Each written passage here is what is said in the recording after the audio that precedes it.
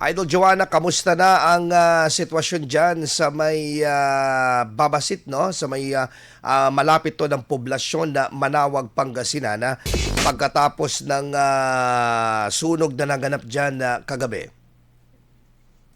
Idol Mark, pasado alas 11 ng gabi ng February 11, 2026 nang maideklarang fire out na itong naganap na sunog sa may boundary ng Barangay Babasit at poblasyon dito sa may bayan ng Manawag, no, kung saan isa sa napunteriya ng sunog, no, ay itong auto supply shop na nasa aking likuran ngayon, Idol Mark. Sa kagabi, Idol Mark, no, meron na agad mga otoridad na nagsipuntahan dito matapos na makita yung malaking sunog at usok dito sa may auto supply shop na ito, Idol Mark. At meron ding mga ilang motorista ang na-stranded ng mga panahon na inaapula yung sunog, no? At nakita natin yung ilan sa mga live, mga photos na ibinahagi nitong ating mga concerned citizen. At isa rin kasi sa naging dahilan kung bakit nagkaroon ng bahagyang aberya, no, dun sa mga motorista ay dahil nagkaroon nga ng oil spillage dito sa may kakalsadahan kung saan inaapula yung sunog. Dumating naman kaagad ang Bureau of Fire Protection,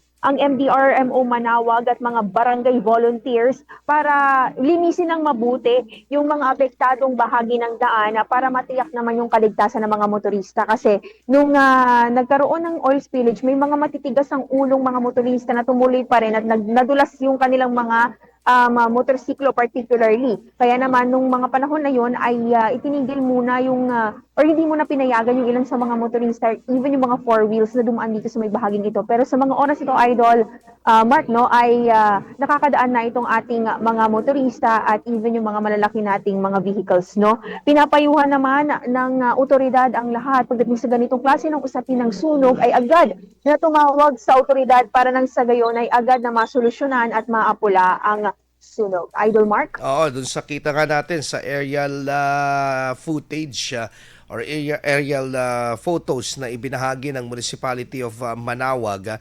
talagang tupok na tupok itong ano na ito, auto supply. Pero dyan sa tansya mo, ito lang bang nasunog or may mga parang katabi na ano dito na nadamay?